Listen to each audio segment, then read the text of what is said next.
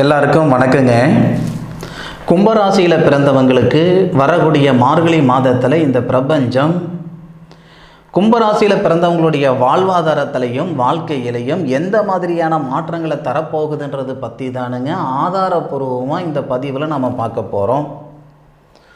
பொதுவாக சம்பாதிக்கிறதுன்றது எல்லாராலையும் முடியும், எல்லா நேரத்துலையும் முடியும். ஆனால் சாதிக்கிறது அப்படி இல்லை. ஒரு சிலரால் மட்டும்தான் முடியுது, ஒரு சில நேரத்தில் தான் முடியுது. அப்போது மார்கழி மாதம் கும்பராசியில் பிறந்தவங்களுக்கு சம்பாதிக்கிறதுக்கான நேரமாக இருக்குமா, இல்லை சாதிக்கிறதுக்கு உண்டான நேரமாக இருக்குமா? இருக்கிற நிலைமையிலேருந்து மேலே வருவோமா, இல்லை இருக்கிற நிலைமையிலேருந்து கீழே போயிடுவோமா? சாதகமாக இருக்குமா அல்லது பாதகமாக இருக்குமா? நான் யாருடைய சுய ஜாதகத்தையும் பார்த்து நான் பலன் சொல்லலை. இந்த மாதம் பிறக்கப்படக்கூடிய கிரக அமைப்புகள் மாதம் முழுவதும் செல்லக்கூடிய கிரக அமைப்புகளை கொண்டு தான் இந்த ராசியில் பிறந்தவங்க இப்படி தான் இருப்பாங்கன்ற விவரம் சொல்லியிருக்கிறேனுங்க. ஆனாலும் உங்கள் சுய ஜாதகம்ன்றது உசுறு மாதிரி, இந்த கோச்சார பலன்கள் அப்படின்றது உடல் மாதிரி. உடம்புல அப்பப்போ அடிபட்டாலோ உடம்பு சரியில்லைனாவோ ஒரு ஹாஸ்பிட்டலுக்கு போய் சரி பண்ணிக்கிறோம். அந்த மாதிரி இந்த கோச்சார கிரக அமைப்புகள் சாதகமாக இருந்தால் நமக்கு சாதகமான பலன் வரும், பாதகமாக இருந்தால் ரொம்பவே பாதகமான பலன் வரும். அது எப்படி இருக்குது அப்படின்ட்டு தான் நம்ம இந்த கோச்சார பலன்களில் இந்த மாத பலன்கள் எல்லாம் நம்ம பார்த்துக்கிட்டு இருக்கோம். சரி, கும்ப ராசிக்காரங்களுக்கு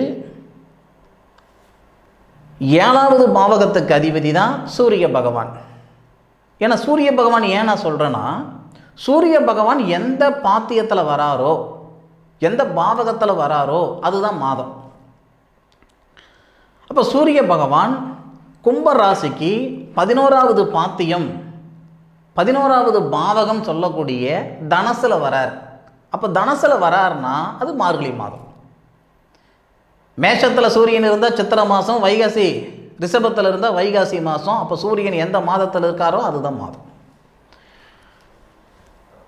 மார்கழி மாதம் 1ஆம் தேதி சோமவாரம் சொல்லக்கூடிய திங்கட்கிழமை அதிகாலை சிவபெருமான் அவதரித்த நட்சத்திரம் சொல்லக்கூடிய திருவாதிரை நட்சத்திரம் மிதுன ராசி தனுசு லக்னத்தில் தான் இந்த மாதம் பிறக்கப்படுது. திருமண ஸ்தானாதிபதி குரு பகவானுடைய ஆதிக்கம் தனசுல 11வது பாவகத்தில் திருமண ஸ்தானாதிபதி வர நேரத்தில் உங்களுடைய ராசியாதிபதி சனி பகவான் வக்ர நிவர்த்தி அடைஞ்சி தனஸ்தானம் குடும்பஸ்தானம் குரு பகவானுடைய வீட்டில் இருக்கக்கூடிய ராகுவுடைய சாரத்தில் இருக்கிறார்.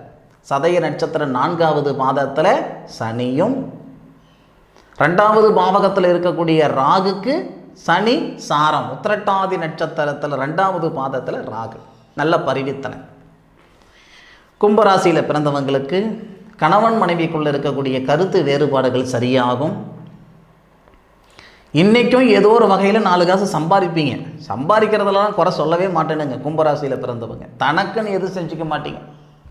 உங்களுக்கு 30 வயசாகி இருந்தாலும் சரி, 60 வயசாகி இருந்தாலும் சரி, இதுவரை உங்களால் மற்றவங்க தான் நல்லா இருந்திருப்பாங்களே தவிர மற்றவங்களால் நீங்கள் நல்லா இருந்துட்டீங்கன்னு சொல்கிறதுக்கான வாய்ப்புகள் இல்லை. அதுக்கு என்ன பண்ண முடியும்? காய்க்கிற மரம் தானே கல்லடி படும், காய்க்காத மரம் கல்லடி படாதில்லை. உங்களுக்கு நீங்கள் கொடுத்துக்கக்கூடிய முக்கியத்துவத்தை விட உங்களை சார்ந்தவங்களுக்கு நீங்கள் கொடுக்கக்கூடிய முக்கியத்துவம் தானுங்க அதிகம். மறுபடியும் நம்ம பிறக்க போகிறதில்ல, மறுபடியும் வளர போகிறதில்லை, மறுபடியும் இவங்க நம்ம வயிற்றில் பிறக்க போகிறதில்ல. அப்படி இருக்கிற பட்சத்தில் நாம் நிலையில்லாத வாழ்க்கை வாழ்ந்துக்கிட்டு இருக்கிறோம். மற்றவங்களுக்கு நிலையான ஒரு வளர்ச்சி உருவாக்கி கொடுத்துடணுன்றதுல 100% உறுதுணையாக இருப்பீங்க.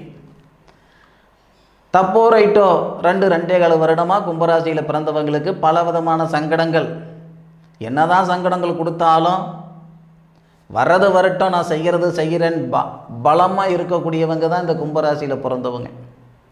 4 காசு கடன் இருக்குது அப்படின்றதுனால ஊர் விட்டு போகிறவங்களோ, தற்கொலை பண்ணிட்டு செத்து போகிறவங்களோ அப்படியெல்லாம் கிடையவே கிடையாது. கும்பராசியில் பிறந்தவங்க வாங்கின பணத்தை கட்டாமல் போய் சேர மாட்டாங்க. 5 ரூபாய் கடன் இருந்தாலும் சரி, 50,000 ரூபாய் கடன் இருந்தாலும் சரி, அந்த 5 லட்சம் ரூபாய் கடன் இருந்தாலும் சரி, 5 கோடி ரூபாய் கடன் இருந்தாலும் சரி, அது கட்டிப்பிட்டு தான் மறு வேலை பார்ப்பாங்க. நான் சாதத்தை கரைச்சி கூட குடிக்கிறேனுங்க, கடனோட நான் பிரியாணி சாப்பிட மாட்டேன்னு சொல்லக்கூடிய நபர்கள் அதிகமாக இருக்கக்கூடியது இந்த கும்பராசியில் தானுங்க. அப்போது மார்கழி மாதத்தில் கிரக அமைப்புகள் உண்மையிலேயே சாதகமாக இருக்குதுங்க. நான் ஏதோ உங்களை உசுப்பேற்றுறதுக்காக, சந்தோஷப்படுத்துறதுக்காக, என்கரேஜ் பண்ணுறதுக்காக, சப்ஸ்கிரைபர் வாங்கிக்கிறதுக்காகலாம் சொல்லலைங்க. திருமண ஸ்தானாதிபதின்னு சொல்லக்கூடிய சூரிய பகவானும், புத்திர ஸ்தானாதிபதின்னு சொல்லக்கூடிய புதனும், கும்பராசிக்கு 11வது பாவகன் சொல்லக்கூடிய லாபஸ்தானத்தில் புத்திரகாரகனுடைய வீட்டில் இருந்து உங்களுடைய ராசிக்கு 5வது பாவகத்தை பார்க்குறார். இதனால் திருமணத்தில் இருக்கிற தடைகளும் நீங்கும். திருமணமாகி பிரிஞ்சிருந்தீங்கன்னா மீண்டும் இணையறதுக்கான சந்தர்ப்பமும் கொடுத்துரும். அதுபோக புத்திர பாக்கியம், திருமணமாகி 10 வருடம் ஆகிடுச்சிங்க, 12 வருடம் ஆகிடுச்சிங்க, குழந்தை பாக்கியம் இல்லாமல் சிரமப்பட்டுக்கிட்டு இருக்கிறேங்க.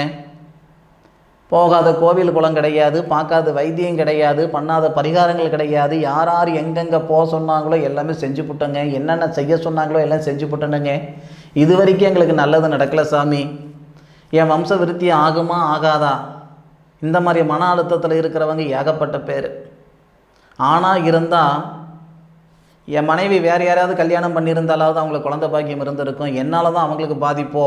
பெண்ணாக பிறந்திருந்தா என் கணவர் வேறு ஏதாவது ஒரு பொண்ணை கல்யாணம் பண்ணியிருந்தாலாவது அவங்களுக்கு குழந்தை பாக்கியம் இருந்திருக்கும், என்னால் தான் அவங்களுடைய வம்ச விருத்தி ஆகாமல் போச்சோ. இந்த மாதிரி ஒரு குற்றுணர்வுகளெல்லாம் ஏகப்பட்ட பேருக்கு இருக்கும். வெளிக்காட்டிக்க மாட்டீங்க. சத்தியமாக சொல்கிறேன், புத்திர ஸ்தானாதிபதி புத்திரகாரகனுடைய வீட்டில் இருக்கக்கூடிய சூழலில் புத்திரகாரகன் உங்கள் ராசிக்கு 12வது பாவகன் சொல்லக்கூடிய ஐன சுகஸ்தானத்தை பார்க்குறார். இன்றைக்கி தானுங்க இந்த மருத்துவம், மருந்து, மாத்திரை எல்லாமே 80-90 வருஷத்துக்கு முன்னாடி, ஒரு குறிப்பிட்ட காலத்துக்கு முன்னாடி நான் பார்க்கல, நான் காதில் கேட்டதானுங்க. ஒரு ஊரில் ஒருத்தருக்கு குழந்தை பாக்கியம் இல்லாமல் இருந்ததே பெரிய விஷயம். இன்றைக்கி ஊரில் ஒருத்தருக்கு கரெக்டான நேரத்தில் குழந்தை பாக்கியம் பிறக்கிறது தான் பெரிய விஷயமா இருக்குது. இது எப்படி சொல்கிறதுனா, இன்றைக்கி சாப்பிடக்கூடிய சாப்பாடாக இருக்கலாம், இல்லை பார்த்து முடிக்கக்கூடிய அந்த ஜாதகமாக இருக்கலாம், எப்படியோ ஒன்று, யாரையும் குறை சொல்ல முடியாது. ஆனால் கும்பராசியில் பிறந்தவங்களுக்கு மார்கழி மாதத்தில் புத்திரகாரகனுடைய ஆதிக்கத்தில் புத்திரஸ்தானாதிபதி திருமண ஸ்தானாதிபதி வந்து சேரக்கூடிய தருணத்தில் புத்திரகாரகன் ஐன சுகஸ்தானத்தை பார்க்கக்கூடிய சூழலில் கட்டாயம் புத்திர செல்வம் பெருகும், அதில் மாற்று கருத்து இல்லை. அது மட்டும் இல்லைங்க, பறக்க பறக்க பாடுபட்டாலும் பாட்டுக்கு தகுந்த பலன் இல்லை. பறக்க பறக்க பாடுபடுறேன், படுக்கிறதுக்கு ஓட்டப்பாய் வச்சுருக்கிறேனுங்க, இப்படியெல்லாம் சங்கடப்பட்டு இருக்கிற நண்பர்கள் இருக்க தானே செய்கிறீங்க. தொழில் ஸ்தானாதிபதியுடைய பார்வை வருஷம் ஃபுல்லாக நம்ம மேலே படாதுங்க, வருஷம் ஃபுல்லாக நம்ம மேலே படாது. ஏதாவது ஒரு மாதத்தில் தான், வருடத்தில் 12 மாதம் இருக்குதுன்னா அந்த 12 மாதத்தில் ஏதாவது ஒரு மாதத்தில் தான் தொழில் ஸ்தானாதிபதியுடைய பார்வை நம்ம ராசி மேலே படும். ஒரு விஷயம் புரிஞ்சுக்கணும், எல்லாரும் குரு பார்த்தா கோடி புண்ணியம், சுக்கிர திசை வரணும் இப்படியெல்லாம் சொல்கிறீங்க. அந்த குரு கும்பராசிக்காரங்களுக்கு தனஸ்தானாதிபதி, லாபஸ்தானாதிபதி. இதுவே மகர ராசிக்காரங்களுக்கு குரு நல்லது பண்ணிடுவாரா? குரு பார்த்தா என்னையா, பார்க்காட்டி என்னையா? குரு விரயஸ்தானாதிபதி, எப்பப்போ குரு பார்க்குறாரோ அப்பப்பெல்லாம் விரயம் நடக்கும். அந்த மாதிரி இந்த குரு பார்த்தா நல்லது, அவங்க பார்த்தா நல்லது, இவங்க பார்த்தா நல்லது. உங்கள் அமைப்புக்கு என்னவா இருப்பார், உங்கள் ராசிக்கு அவர் எத்தனாவது அதிபதி, இல்லை உங்கள் லக்னத்துக்கு அவர் எத்தனாவது அதிபதி, அதுதான் உங்களுக்கு பேசும் இல்லையா? அப்போது தொழில் ஸ்தானாதிபதின்னு சொல்லக்கூடிய கிரகம் கும்பராசிக்காரங்களுக்கு யாருன்னு கேட்டிங்கன்னா செவ்வாய். 6ல் மறைஞ்சிருக்கிறாரு, அது ஒரு புறம் இருக்கட்டும். 6ல் மறைஞ்சிருந்தாலும் அந்த தொழில் ஸ்தானத்தை நம்மளுடைய ராசிநாதனான சனி பகவான் 10வது பார்வையாக பார்க்குறார். தொழில் ஸ்தானம்ன்றது நம்ம ராசிக்கு 10வது இடம் தானுங்க. அப்போது நம்ம ராசிநாதன் 10வது பார்வையாக தொழில் ஸ்தானத்தை பார்க்குறாரு. தொழில் ஸ்தானாதிபதினு சொல்லக்கூடிய செவ்வாவுக்கு இந்த மாதம் நம்ம ராசிநாதனான சனி பகவான் நட்சத்திரம் கொடுத்துருக்கிறார். 6வது பாவகத்தில் தொழில் ஸ்தானாதிபதினு சொல்லக்கூடிய செவ்வாய் மறைஞ்சே இருந்தாலும் யாருடைய சாரம் கேட்டிங்கன்னா சனி பகவானுடைய சாரம். பூச நட்சத்திரத்தில் 3வது பாதத்தில் தானுங்க செவ்வாய் இருக்கார். செவ்வாய் 8வது பார்வையாக நம்ம ராசியை பார்க்குறார். தொழில் ஸ்தானத்தை நம்ம ராசிநாதன் பார்ப்பதும் தொழில் ஸ்தானாதிபதி நம்ம ராசியை பார்ப்பதும் மிகப்பெரிய சிறப்பு. அதை விட இன்னொரு ஆச்சரியம் சொல்லட்டுங்களா? இந்த மாதம் பிறக்கப்படக்கூடியது திருவாதிரை நட்சத்திரம்னு சொன்னனுங்க. திருவாதிரை நட்சத்திரம் யாருடைய நட்சத்திரம்? சிவபெருமான் பிறந்த நட்சத்திரம். அப்போது சனி பகவான் யாருடைய சாரத்தில் இருக்கிறாரு? திருவாதிரை நட்சத்திரத்துக்கு அதிபதி ராகு. சனி பகவான் யார் சாரத்தில் இருக்கிறாரு? சதய நட்சத்திரம். அதே ராகு பகவானுடைய சாரத்தில் தான் இருக்கா. அப்படி அந்த ராகு நம்ம ராசிக்கு 2ல் இருக்கிறார், தனஸ்தானத்தில் இருக்கிறார். பொருளாதார ரீதியாக இருக்கிற சங்கடங்கள் சரியாகும். எப்படி சரியாகும்னா அந்த ராகுக்கு நட்சத்திரம் கொடுத்தவர் இந்த சனி பகவான் தான். அப்போ மார்கழி மாதத்தில் உழைப்புக்கு தகுந்த உயர்வு ஏற்படுத்தும், வாழ்க்கைக்கேற்ற வளர்ச்சி ஏற்படுத்தும், பொருளாதார ரீதியாக இருக்கிற சங்கடங்களை சரிப்படுத்தும். சம்பாதிக்கிறதுன்றது எல்லாரும் செய்கிறது தான், எல்லா நேரத்துலையும் பண்ணுறது தானுங்க. ஆனால் சாதிக்கிறது அப்படி இல்லை. ஒரு சில நேரத்தில் தான் இந்த பிரபஞ்சம் ஒருத்தருக்கு சாதிக்கிறதுக்கான நேரத்தை கொடுக்கும். கும்பராசிக்காரங்களுக்கு இந்த பிரபஞ்சம் மார்கழி மாதத்தில் ஏதாவது ஒரு நாளில் சாதிக்கிறதுக்கான தருணத்தை கொடுக்கும். ஆர்வம் இருந்தாதானே, முயற்சி பண்ணாதானே, அந்த இடத்துக்கு போனாதானே சாதிக்க முடியும். யாரோ வாழ்கிறாங்க யாரோ சாகிறாங்கன்னு இருந்தா, பொதுவாக யாரையும் நான் குத்தம் சொல்லலிங்க. நமக்கான பாதை எது அப்படின்னு தேடுதல் இருந்தால் மட்டும்தான் போக வேண்டிய இடத்துக்கு போய் சேர்ந்துக்கிட முடியும். நேரம் சரியில்லை, 7.5 சனி இருக்குது, 4 குரு இருக்குது, அது இருக்குது இது இருக்குன்னு நினச்சிக்கிட்டு உட்காந்துக்கிட்டு இருந்தோம்னா அங்கிட்டே தான் உட்கார முடியும். ஒவ்வொரு நாளும், ஒவ்வொரு கணமும், ஒவ்வொரு வாரமும், ஒவ்வொரு மாதமும் கிரக நிலைகள் மாறிக்கிட்டே தான் இருக்குங்க. அண்ட சராச்சரம் சொல்லுவோம் நாம. அதாவது இந்த பூமின்றது, இந்த பூமி பந்து அப்படின்னா அந்த பூமியை பிரதானமாக வச்சு தான் ஜோதிடம் அந்த கட்டம் உருவாக்கி இருக்கிறாங்க நம்ம முன்னோர்கள். மேஷத்துலேருந்து மீன வரை இந்த ராசி கட்டம் இருக்குது இல்லைங்களா? அந்த ராசி கட்டத்தில் எவ்வளோ அமைப்பு இருக்குது தெரியுங்களா? ஒரு கட்டத்திலிருந்து இன்னொரு கட்டத்துக்கு சூரியன் வர்றதுக்கு 30 டிகிரி கடக்கணும். இன்னொரு கட்டத்திலிருந்து இன்னொரு கட்டத்துக்கு வர்றதுக்கு 30 டிகிரி கடக்கணும். அப்போது சூரியன் இங்கிட்டு இருந்து இந்த இடத்துக்கு வர்றதுக்கு, மேஷத்திலிருந்து மீனத்துக்கு வர்றதுக்கு 365 டிகிரி ஆகுதுங்க. நம்ம முன்னோர்கள் அன்னைக்கே கண்டுபிடிச்சாங்க.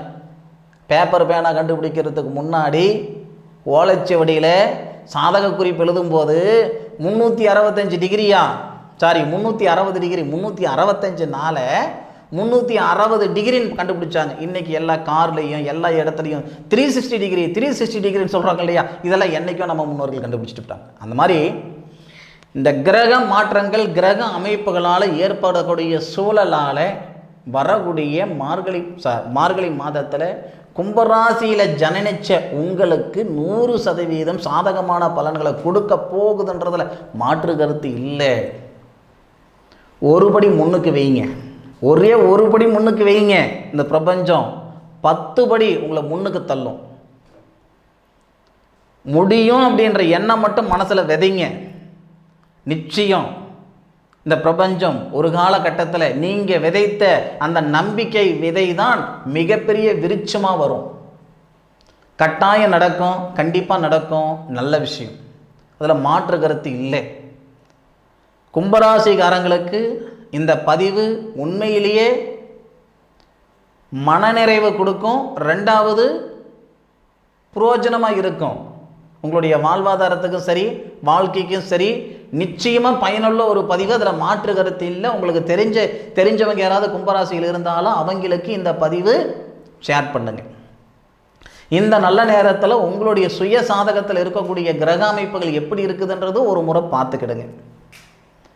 மீண்டும் அடுத்த ஒரு அற்புதமான தருணத்தில் உங்கள் அனைவரையும் சந்திக்கும் வரை உங்களிடமிருந்து விடைபெறுவது உங்கள் வீட்டு ஜோதிட நண்பனான காளிதாஸ் மணிகண்டன்.